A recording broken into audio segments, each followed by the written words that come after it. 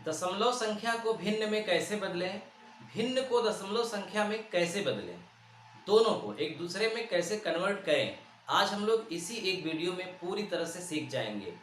सरल दशमलव को बहुत आसान होता है बदलना, उससे थोड़ा सा जो आवर्ती वाले होते हैं जिसमें बार लगा होता है उसे बदलना थोड़ा सा कठिन। ये जो आपके सामने कुछ प्रश्न दिख रहे हैं, इन प्रश्नों में कुछ प्रश्न आप पहले से हल करना जानते हैं, कुछ नहीं कर पाएंगे।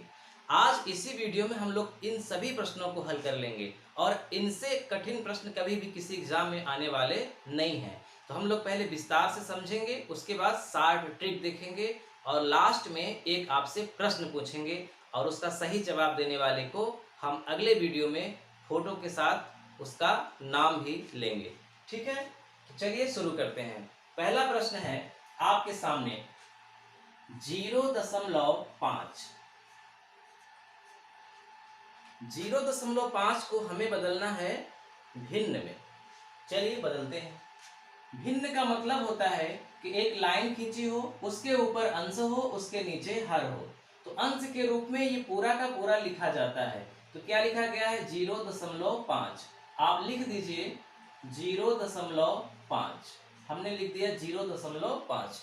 बहुत विस्तार से समझिए, अभी कोई जल्दबाजी नहीं है। इसको समझ जाएंगे तो आप चुटकियों में लगा लेंगे, ये सब लिखना नहीं पड़ेगा, लेकिन उसके लिए पहले समझिए अच्छे से। जो यहाँ लिखा है उसको हमने पूरा का पूरा अंश के रूप में लिख दिया। वो संख्या चाहे जितनी बड़ी हो चाहे जितनी छोटी, उसके नीचे हम लिख देंगे 1। किसी को भी भिन्न में बदलने के लिए उसके नीचे हर के रूप में 1 आराम से लिख सकते हो, कोई दिक्कत होने वाली नहीं है। जैसे आपसे कहा जाए कि 5 को भिन्न में बदलो, तो आप क्या लिखोगे 5/1।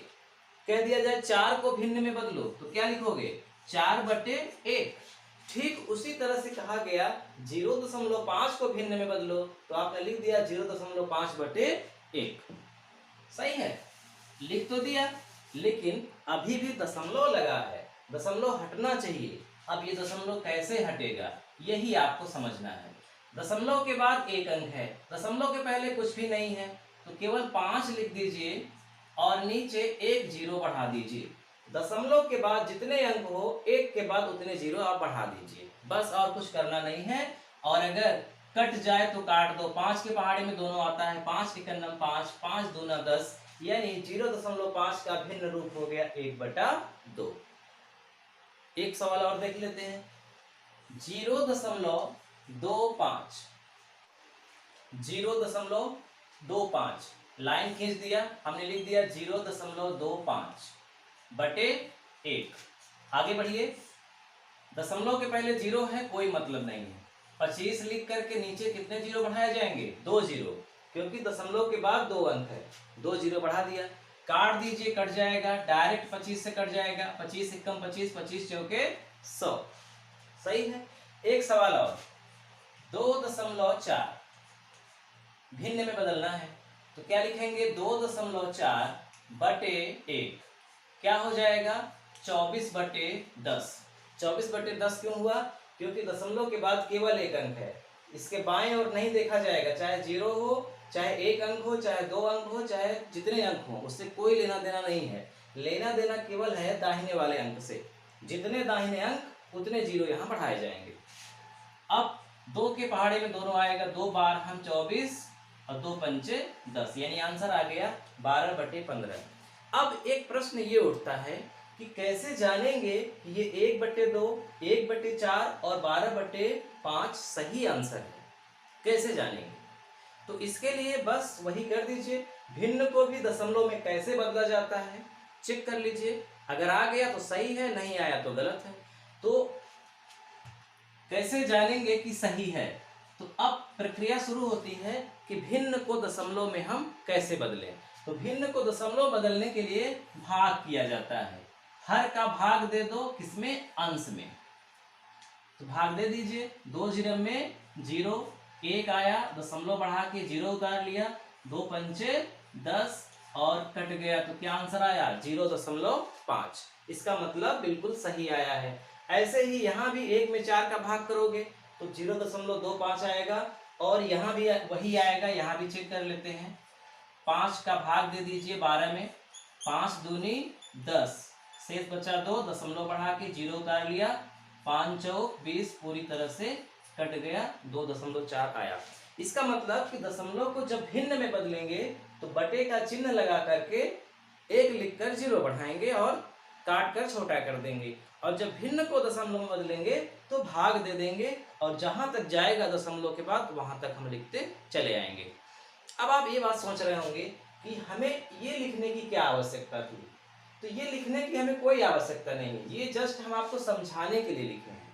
आप डायरेक्ट भी कर सकते हैं। डायरेक्ट का मतलब जैसे मान लीजिए लिखा है 0.125, तो अब आप डायरेक्ट आप जान ही रहे हो कि 1 के बाद 0 बढ़ाया ही जाएगा, तो डायरेक्ट 1 के बाद 0 बढ़ा दो। कितने अंक? 1 2 3 अंक, 3 अंक पहले ही आप बढ़ा दो, उसके बाद ऊपर जो लिखा है दशमलव को छोड़ करके पूरा लिख लो बस। उसके बाद काट दो, 25 पंचे 125, 25 चौके 100, 1 0 है, 5 1 5, 5 8 40, 1/8।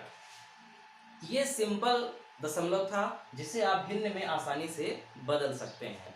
अब कुछ ऐसे भी प्रश्न होते हैं जो सिंपल नहीं होते, जैसे जो सिंपल नहीं होते हम उसकी चर्चा करते हैं। जैसे मान लीजिए लिखा है 0.3 और 3 के ऊपर बार का चिन्ह लगा है। 0.3, 3 के /, बार का चिन्ह लगा है। अगर मान लीजिए ऐसे लिखा होता 0.3 और बार का चिन्ह नहीं लगता तो हम क्या करते? सीधा 3/10 लिख देते और आंसर क्या हो जाता? 0.3 का उत्तर 3/10 आता। लेकिन 0.3 और 3 के ऊपर बार का चिन्ह लगा है, तो तब क्या करेंगे? तब आप समझिए, पहले तो आप ये समझना होगा आपको कि ये बार का चिन्ह लगाया क्यों जाता है। जब ये समझ जाएंगे तो आप इसे बदलना भी सीख जाएंगे। तो पहले हम यही समझते हैं कि बार का चिन्ह लगाया क्यों जाता है। तो एक उदाहरण द्वारा इसको समझते हैं। मान लीजिए आपके सामने एक भिन्न है, वो भिन्न ये है 1/3 लिखा हुआ है, और आपसे कहा जा रहा है कि इस भिन्न को दशमलव में बदल कर दिखाइए। क्या कहा जा रहा है? इस भिन्न को दशमलव में बदल कर दिखाइए। तो हम बदलेंगे, तो जब बदलेंगे तो क्या करेंगे? 1 में 3 का करेंगे हम भाग, 1 में 3 का हम करेंगे भाग। भाग करिए, 3 0 में 0, 1 उतारा, दशमलव बढ़ाया, फिर से जब दशमलव यहाँ बढ़ाएंगे तो अपने आप यहाँ 0 बढ़ जाता है, आप जानते होंगे।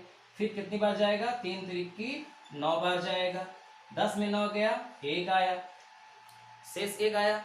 अब चूंकि एक बार दशमलव बढ़ा चुके हैं तो अब दशमलव आगे नहीं बढ़ाया जाएगा, ये अपने आप यहाँ पे 0 आप उतार लीजिए, और चाहे जितनी बार करते जाइए कोई दिक्कत होने वाली नहीं है। फिर जाएगा 3 3 9, फिर 1 आएगा, फिर 0 बढ़ेगा, फिर 3, इस तरह से ये 3 3 3 आता ही रहेगा। चाहे जितनी बार आप करिए ये कभी भी कटने वाला नहीं है, कभी नहीं कट सकता। चाहे आप 50 बार इसको करिए, चाहे आप 1,00,000 बार ले जाइए, ये हमेशा 3 आता ही रहेगा।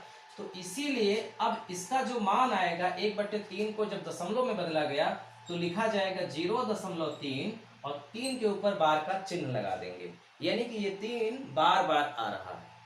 क्लियर हो गई बात? इसीलिए अब कहा जा रहा है कि 0.3 को भिन्न में बदलो।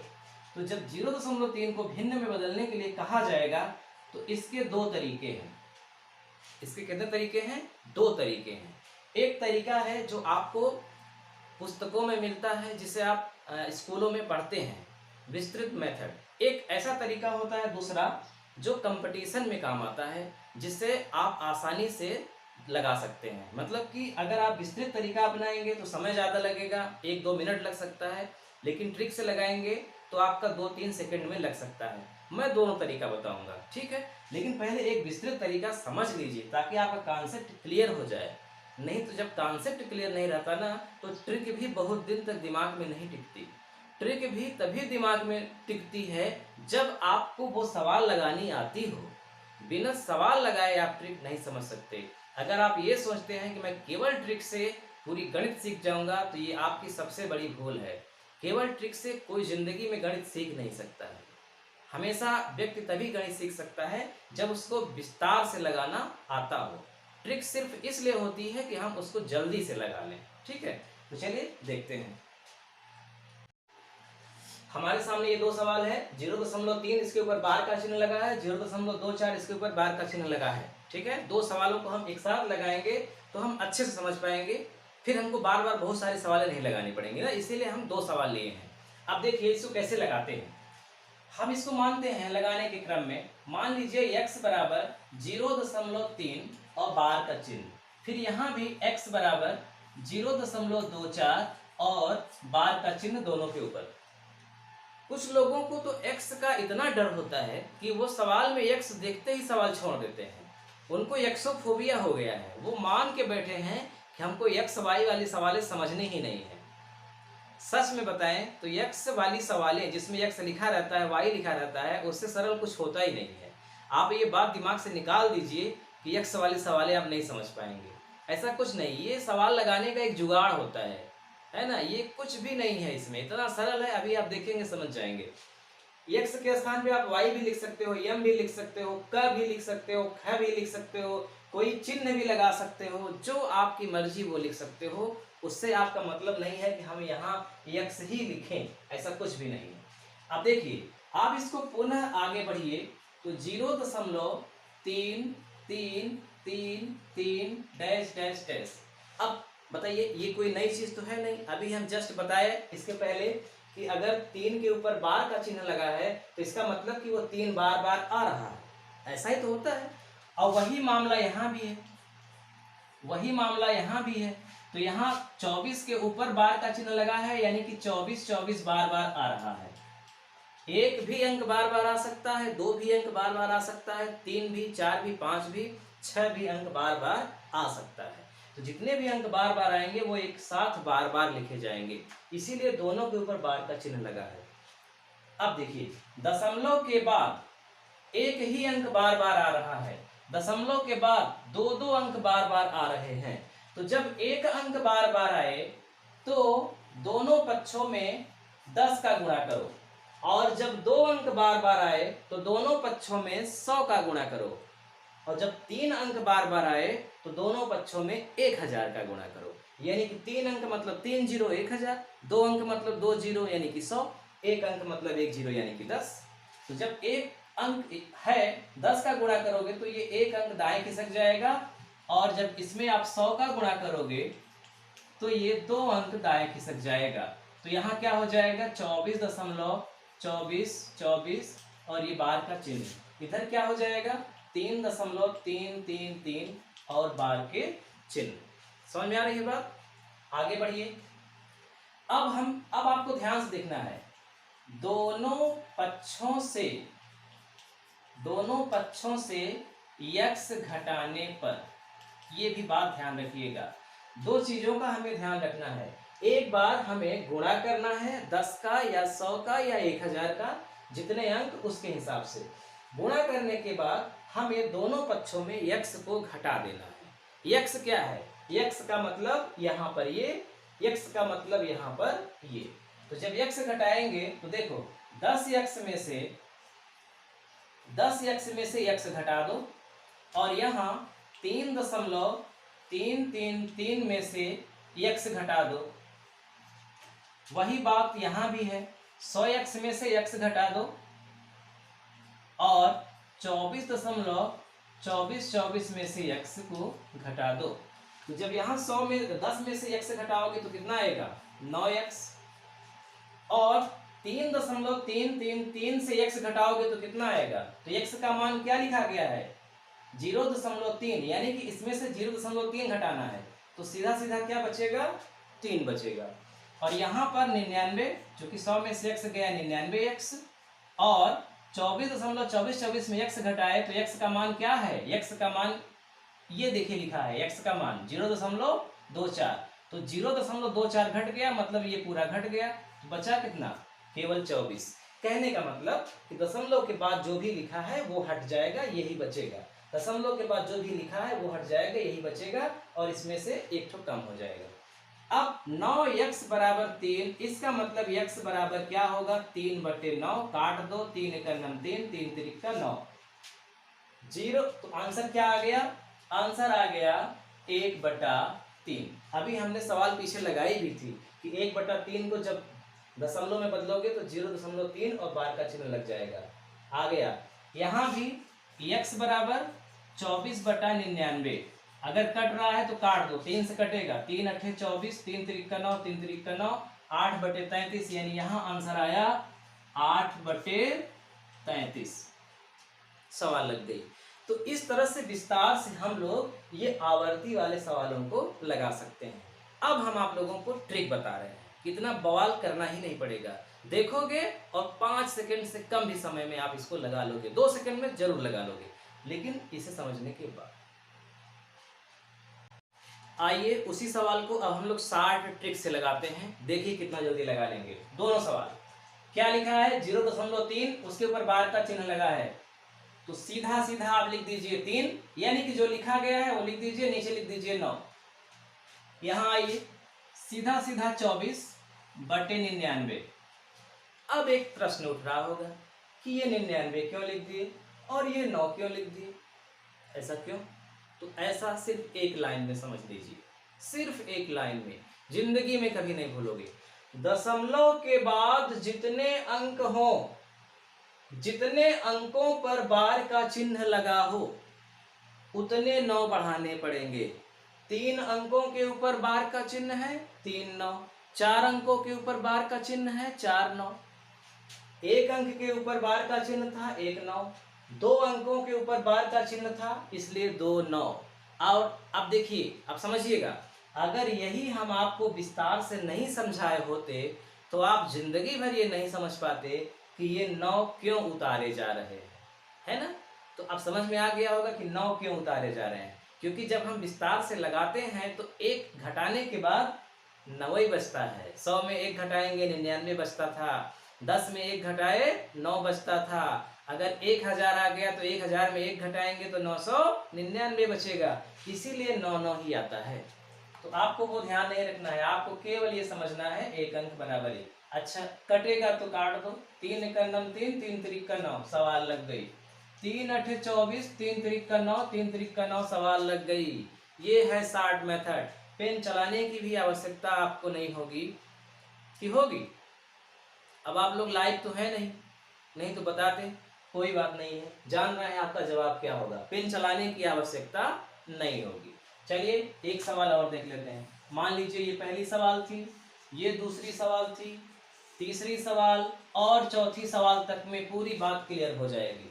चौथी सवाल है 1.2 1.25 और बार का चिन्ह लगा है। यहां 0.1 2 2 1 3 5 2 7 1 8। चलिए ठीक है, कोई बात नहीं, अभी हमको उससे मतलब नहीं है कि इसका उत्तर एग्जैक्ट आता है कि नहीं, अभी हम लोग समझ रहे हैं। 0.25 बार का चिन्ह लगा है, 0.125 बार का चिन्ह लगा है, हम लोग समझ रहे हैं। इसमें ये नहीं है कि एग्जैक्ट क्या उत्तर आना चाहिए, किताब से भी नहीं देख रहे हैं ना, हम लोग केवल समझ रहे हैं। देखिए यहाँ पर 2 अंक है, तो क्या करेंगे, लिखेंगे 125 बटे कितने 9, 9 डबल 9 क्यों? क्योंकि दशमलव के बाद 2 अंक है। अच्छा मान लो ऐसे लिखा होता है ये, तब क्या करते? 125 के नीचे क्या लिखते तब बताइए भाई? 0.25 उसके ऊपर बार का चिन्ह लगा है तो आपने 99 लिख दिया। यहाँ क्या लिख दोगे? यहाँ लिख दोगे 125 बटे 999, यही लिख दोगे। यहाँ क्या लिखोगे? यहाँ तो वही लिखोगे जो अभी सीखे थे भाई, 1 लिख दो, उसके बाद जितने अंक उतने 0। ये कॉन्सेप्ट सरल दशमलव का है जिसमें बार नहीं लगता। और इसको हल कर दो, 25 पंचे 125, 25 चौके 100, लग गई सवाल। लेकिन जिसमें बार का चिन्ह लगा है उसके लिए 0 नहीं लिखते हैं, यही आपको ध्यान रखना है। चलिए 5 2 7 1 8, यानी कि 3 से कटने वाला नहीं है। लेकिन इसमें और इसमें एक फर्क है। इसीलिए मैंने इन दोनों सवालों को एक साथ लिखा है। समानता दोनों में ये है कि दोनों जगह जितने अंक दशमलव के बाद हैं उतने 9 लिखे जाएंगे। 1 2 3 अंक, 1 2 3 9, 1 2 अंक, 2 ठो 9, ये समानता है। लेकिन डिफरेंस क्या है कि दशमलव के पहले यहाँ अंक जो है उसकी वैलिड है, मतलब उसकी कीमत है, वो 1 है। यहाँ इस अंक की कोई कीमत नहीं है, 0 है। ठीक है, तो जब कोई अंक हो 0 के अलावा तो उसे पूरा लिखने के बाद घटा देंगे। यहां भी चाहो तो पूरा लिखने के बाद 0 को घटा दो, लेकिन 0 का कोई मतलब ही नहीं है, तो घटाओगे तो वही आएगा। इसीलिए 0 वाले में हम कुछ भी नहीं घटाते हैं, लेकिन 0 के अलावा जो होगा उसे हम जरूर घटाएंगे पूरा लिखने के बाद। तो 125 में 1 घटाए 124 बटे 99। अगर हम काटना चाहें 3 से कट जाएगा, 4 2 6 7 नहीं कटेगा, नहीं कटेगा। तो आंसर क्या आएगा 124 बटे 99। इसमें ये भी नहीं कटेगा, तो 125 बटे 999। एक सवाल और समझिए, समझ जाएंगे। इसको मिटा देते हैं और देखिए 4 हो गया, 5वें सवाल और 6वें सवाल। अब दोनों सवालों में क्लियर हो जाएगी बात। मान लीजिए लिखा है 1.134 और इन दोनों के ऊपर बार का चिन्ह लगा है। यहाँ लिखा है 2.0123 और केवल इसके ऊपर बार का चिन्ह लगा है। अभी हमने क्या देखा कि दशमलव के बाद जितने अंक रहते थे सबके ऊपर बार का चिन्ह लगा होता था। लेकिन अब हम इन दोनों सवाल में क्या देख रहे हैं, 5वीं और 6वीं में, कि दशमलव के बाद भी सभी अंकों के ऊपर बार का चिन्ह नहीं लगा है। इस सवाल में केवल 1 अंक के ऊपर लगा है और इस सवाल में 2 अंकों के ऊपर लगा है। तो कोई बात नहीं है, सर्वप्रथम हमारा काम ये है कि हमें पूरा उतार लेना है। 1 1 3 4 उतारने के बाद माइनस का चिन्ह लगा करके हमें वो लिखना है जिनके ऊपर बार का चिन्ह नहीं लगा है। तो बताइए किनके ऊपर बार का चिन्ह नहीं लगा है, यहाँ नहीं लगा है और यहाँ, यानी 11 माइनस कर देंगे, यानी इधर वाला भी घटाना है, इधर वाला भी घटाना है। और नीचे समझिए 2 अंकों के ऊपर है बार का चिन्ह, तो 2 9 लिख देंगे। 1 अंक के ऊपर बार का चिन्ह नहीं है तो उसके लिए 1 0 लिख देंगे। जैसे सिंपल दशमलव में करते हैं, सिंपल दशमलव में ये करते हैं कि जब बार का चिन्ह नहीं लगता तो हम 0 ही बढ़ाते हैं। वही चीज है यहाँ भी, जिनके ऊपर बार का चिन्ह लगा है उनके लिए 9, जिनके ऊपर नहीं लगा है उनके लिए 0। लेकिन घटाएंगे दोनों को, इधर वाले को भी और इधर वाले को भी। ठीक है, तो 1134 में 11 घटा दो, 4 में 1 गया 3, 3 में 1 गया 2, 1123 बटे 990। चेक कर लीजिएगा, कटेगा तो काट देंगे, नहीं कटेगा तो छोड़ देंगे। 0 है, नहीं कटेगा 3। आगे आइए, इसमें 2.0123 बटे, पहले तो ये बताइए घटाएंगे क्या, तो घटाएंगे क्या 2012 पूरा, जिनके ऊपर नहीं लगा है पूरा घटा देंगे 2012। और नीचे क्या लिखेंगे 1 ठो 9, क्योंकि 1 अंक के ऊपर है बार का चिन्ह। बाकी 1 2 3 दशमलव के बाद ही देखना है, 1 2 3 अंकों के ऊपर नहीं है। अब आप इसको कर लेंगे, इसमें से इसको घटा के इतना नीचे कर दीजिए। और दिखा दें 1 2 सवाल। चलिए 1 2 सवाल और लगा लेते हैं। आपके सामने एक 3 प्रश्न हमने रखे हैं। इन तीनों प्रश्नों को आप अगर लगा देते हैं तो समझ लीजिए कि आप सीख गए। चलिए हम लगा देते हैं। इन प्रश्नों के बाद हम आपको सवाल देंगे लगाने के लिए, आप लगाइएगा और फिर कमेंट बॉक्स में उसका उत्तर दीजिएगा। पहला प्रश्न, दूसरा प्रश्न, तीसरा प्रश्न। पहले प्रश्न में लिखा है 0.01 और इसके ऊपर बार का चिन्ह लगा है। तो कोई बात नहीं है, 1 के पहले 0 है और 0 के पहले 0 है, इसका मतलब इन दोनों 0 का कोई काम नहीं है। हमें क्या लिखना है, केवल 1। और 1 के नीचे क्या लिखना है, 1 के नीचे दशमलव के बाद 2 अंक हैं, इसका मतलब 2 अंक यहाँ आना चाहिए कम से कम। तो 1 के ऊपर बार का चिन्ह है, इसलिए लिखा जाएगा 9, और इसके ऊपर कोई चिन्ह नहीं है, इसलिए लिखा जाएगा 0। तो क्या हो जाएगा, 0.01 का भिन्न रूप होगा 1/90। सही है, सवाल लग गई। यहां देखो, यहां भी इन जीरो का कोई काम नहीं है, 1/।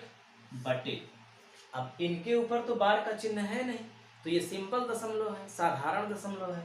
तो यहाँ पर 1 लिख करके 2 अंक है तो 2 ठो जीरो बढ़ा दो, यानी इसका मतलब क्या होगा, 1/100। अब 1/100 को दशमलव में बदलोगे तो ये आएगा, 1/90 को दशमलव में बदलोगे तो ये आएगा। तीसरा प्रश्न है 0.10 और इन दोनों के ऊपर बार का चिन्ह है। तो देखिए ध्यान से, जब भी ऐसा सवाल कभी मिले आपको तो समझ जाना कि ये 0 आपको गुमराह करने के लिए लिखा गया है, क्योंकि दशमलव के बाद अंक के बाद 0 का कोई मतलब नहीं होता है। दशमलव के बाद और अंक के पहले 0 का मतलब होता है, यानी कि दशमलव और किसी अंक के बीच में 0 का मतलब बहुत ज्यादा है। लेकिन दशमलव के बाद अगर कोई अंक है 1 2 3 4, उसके बाद 0 है और फिर 0 के बाद कुछ नहीं है, तो उसका कोई काम नहीं है। इसलिए इसको आप ऐसे भी लिख सकते हो, ऐसे भी।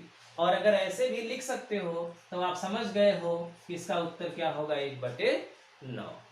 तो साथियों, मुझे लगता है कि दशमलव को भिन्न में कैसे बदला जाए, जितनी भी सवाल होती है किसी भी परीक्षा में, चाहे जितना बड़ा स्टैंडर्ड बढ़ा दे, इसका लेवल चाहे जितना बढ़ा दे, इससे कठिन नहीं होगा, ये मेरी गारंटी है। अब आपके लिए एक प्रश्न है, इसको ध्यान से सॉल्व करिए, आपकी स्क्रीन पर है, इसे सॉल्व करिए और कमेंट बॉक्स में देखते हैं कि सबसे पहले उत्तर कौन भेजता है। जो भी उत्तर भेजेगा सबसे पहले, मैं 3 लोगों का नाम यहाँ से लूँगा। तो चलिए मिलते हैं अगले वीडियो में। वीडियो अगर आपको अच्छा लगा हो तो इसे लाइक करिए, अगर आप नए हैं तो सब्सक्राइब कर लीजिए, घंटी को भी चालू कर लीजिए, ताकि जैसे ही कल हम फिर 11 बजे या कभी भी वीडियो अपलोड करें तो सबसे पहले आपके पास घंटी अगर चालू रहेगी तो नोटिफिकेशन पहुंच जाएगा और आप देख लेंगे, आपको सर्च नहीं करना पड़ेगा।